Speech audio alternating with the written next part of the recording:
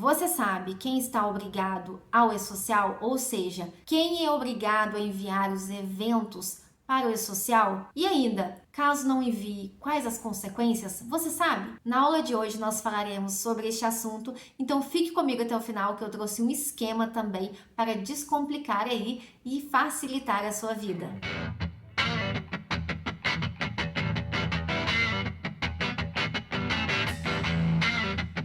Muito bem-vindo novamente aqui ao canal Foca no Departamento Pessoal. Se você ainda não me conhece, muito prazer, meu nome é Vanessa Silva. Se ainda não é inscrito aqui no canal, vou te convidar para se inscrever. É só clicar aqui embaixo no se inscreva e ativar também as notificações para você receber notificações aí de todos os vídeos novos que eu aqui publicar. Lembrando que temos 2 vídeos toda semana. E na aula de hoje nós falaremos sobre e-social. Quem está obrigado a esse e-social? Vamos primeiro entender o que é o e-social. O e-social, ele é um projeto do governo federal. Ele foi instituído pelo decreto 8.373 de 11 de dezembro de 2014. Ele tem o objetivo de coletar as informações trabalhistas, previdenciárias e tributárias e também armazenar em um ambiente nacional virtual. Então, quando falamos de e-social, estamos falando de um sistema do governo que vai recepcionar essas informações, por exemplo, dos empregadores,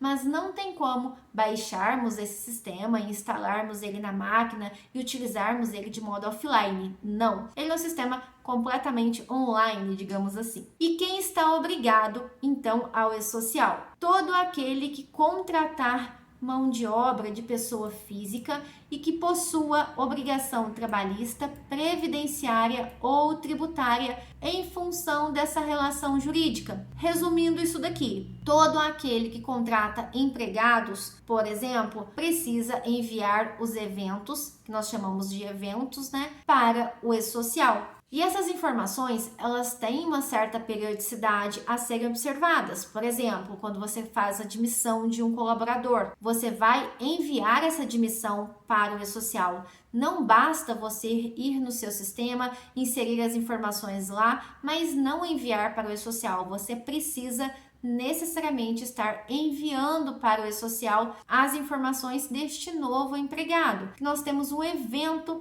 específico para isso. Antes de mais nada, se você quer conhecer muito mais profundamente aí sobre e-social, te convido para conhecer o curso completo Especialista em Departamento Pessoal. Eu serei sua instrutora. São mais de 240 aulas e hoje nós temos quase 12.000 alunos. O link está aqui na descrição desta aula. Vai ser um prazer te ter como aluno. Qualquer dúvida aí sobre a ementa, dá uma olhadinha lá no link que tem bastante informações sobre o que você vai aprender, os comentários dos alunos, são mais de 3.000 avaliações também. Se ficou com qualquer dúvida ainda, pode me enviar aqui nos comentários me perguntando, que vai ser um prazer também te responder, ou me chamar lá no Instagram, que é @foca no departamento pessoal, ok? Voltando aqui então para conceituar, primeiro, o que é o empregador, depois o que é o empregado, porque eu disse que é obrigado a enviar as informações para o e-social quando você tem ali, por exemplo, um empregado. Mas quem é o empregador? Quem é esse empregado? Vamos entender, segundo a CLT, qual que é a diferença entre os dois, porque é importante. O artigo 2º da CLT nos traz que considera-se empregador a empresa individual ou coletiva que, assumindo os riscos da atividade econômica,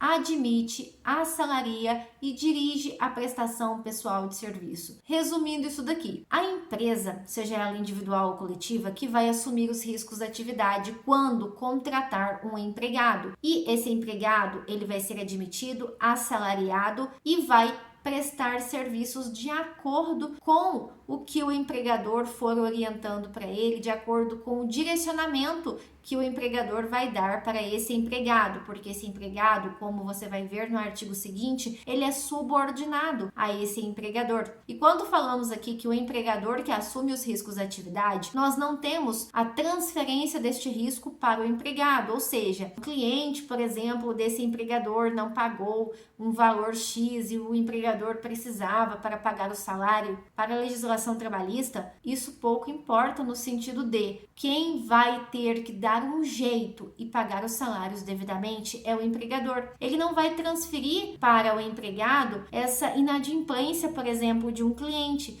porque quem assume o risco da atividade econômica é o empregador. E além disso, equiparam-se a empregadores os profissionais liberais, as instituições de beneficência, as associações recreativas ou outras instituições sem fins lucrativos, mas que admitem trabalhadores como empregados, ok? E com relação ao empregado, qual que é a definição de empregado? Empregado é aquela pessoa física que ela é admitida pelo empregador e vai prestar serviços de forma não eventual, com a exceção do trabalhador intermitente. Todos os outros é natureza não eventual, ok? E também vai ter a dependência deste empregador, né? Sob a dependência do empregador e vai receber salário. Então, nós temos aqui uma mão de obra onerosa, porque você precisa pagar o salário para o empregado, por exemplo, se você for o empregador, e esse empregado irá prestar os serviços de acordo com que você for direcionando ali a atividade para ele fazer, de acordo com que você contratou ele também, né? Por exemplo, um auxiliar de departamento pessoal, ele vai executar as atividades pertinentes e que foram ali delegadas para ele. Voltando aqui agora para o assunto social e responder aquela pergunta, né? Quem que é obrigado a enviar os eventos para o e-social ou as informações para o e-social? É todo aquele que contrata uma mão de obra onerosa, ou seja, que tenha empregados. E quem que envia essas informações para o e-social? Pode ser o departamento pessoal, por exemplo, ou um profissional de SST, a depender do caso, um contador ou uma outra pessoa. Por quê? Nós não temos no manual do e-social, por exemplo, que tem que ser um profissional X, Y ou Z. No departamento pessoal, por exemplo, você pode ter um auxiliar de departamento pessoal enviando, ou um auxiliar de recursos humanos, ou um analista de recursos humanos, ou um analista de departamento pessoal. Você pode ter diversas pessoas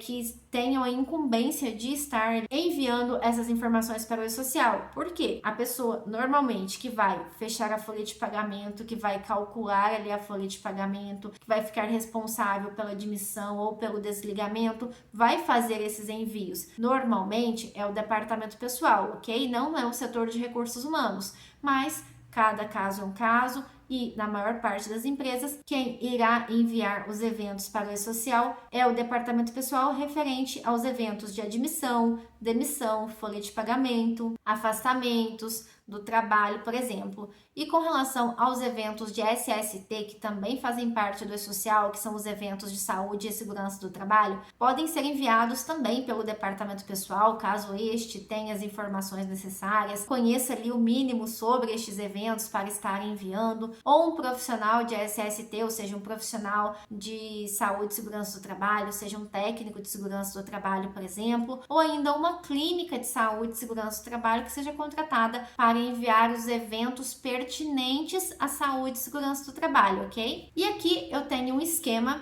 descomplicando um pouquinho aí de como que funciona esse envio para o e-social. Quem está obrigado, né, como eu disse, é todo aquele que contrata um empregado, por exemplo. E como que funciona? Você tem aqui o processo de recrutamento e seleção, normalmente feito pelo setor de recursos humanos. Escolheu o candidato? Ótimo! O que o departamento pessoal precisa fazer a partir da escolha do candidato? Encaminhar esse empregado para fazer exame admissional e também solicitar os documentos, como por exemplo o CPF, o PIS do empregado, o endereço do empregado. Para quê? Para que ele possa fazer a admissão. Ele vai fazer o cadastro desses dados no sistema, se o exame estiver apto, ok? Se o atestado de saúde ocupacional que esse empregado foi submetido aqui ao exame admissional constar como apto, ou seja, que ele pode executar aquela atividade, a admissão procede. E é feita a admissão no sistema, ou seja, insere-se as informações no sistema relativas ao empregado e o sistema gera um arquivo XML e envia para o e-social até um dia antes do empregado iniciar as atividades, e também quem for responsável aí pelos eventos de SST envia as informações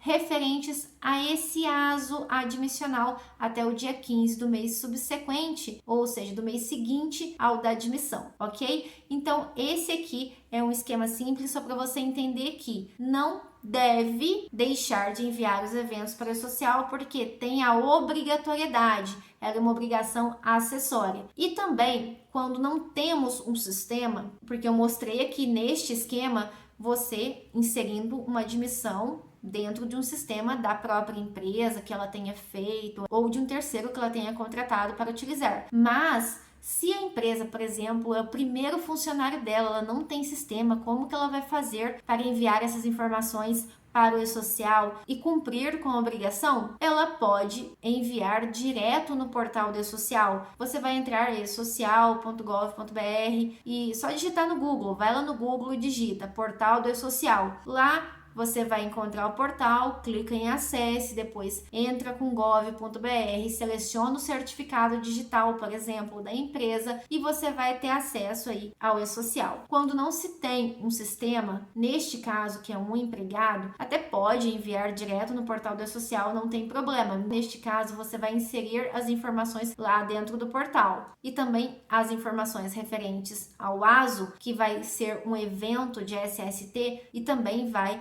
estar lá no portal do e-social, que pode ser incluído diretamente no portal. Então, se a empresa não tem um sistema, não é desculpa para não enviar os eventos para o e-social. Se ela for obrigada, se tiver, por exemplo, um empregado, ela precisa estar enviando essas informações. E se caso não envie as informações, por exemplo, de admissão? Neste caso, a empresa está sujeita à autuação, multa, porque na CLT temos o artigo 29A, que traz que se o empregador não fizer o processo admissional, não enviar o evento para o e-social para preencher automaticamente a CTPS digital do empregado, que é a carteira de trabalho que está valendo, a carteira de trabalho física, ela não está valendo mais para admissão. Hoje é a carteira de trabalho digital. Como que ela é preenchida? Depois que você envia o evento de admissão para o e-social. Se você não enviar o evento de admissão para o e-social, a multa é de R$3.000. Ela é um pouco mais porque é atualizada, e se ainda for reincidência naquela empresa, daquela conduta de não admitir o empregado, ele vai ter aí uma multa com o valor dobrado, tá? Nós temos uma diferenciação para microempresas e empresas de pequeno porte, que neste caso a multa não é 3.000, e se for uma microempresa ou empresa de pequeno porte, a multa é R$800. Aqui já não tem esse valor dobrado de reincidência, mas esse valor tanto de 3.000 ou de R$800 no caso de microempresa e empresas de pequeno porte, é por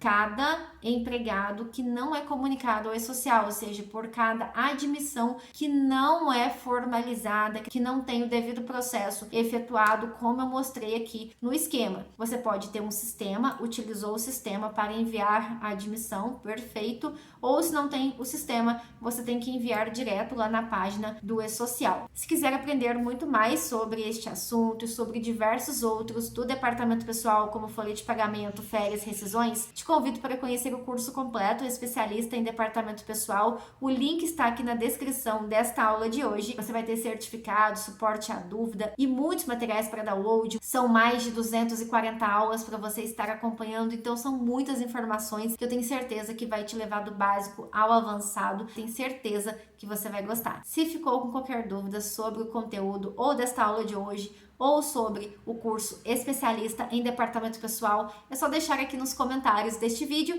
ou lá no meu Instagram, que é @foca no departamento pessoal. Até a próxima e tchau, tchau!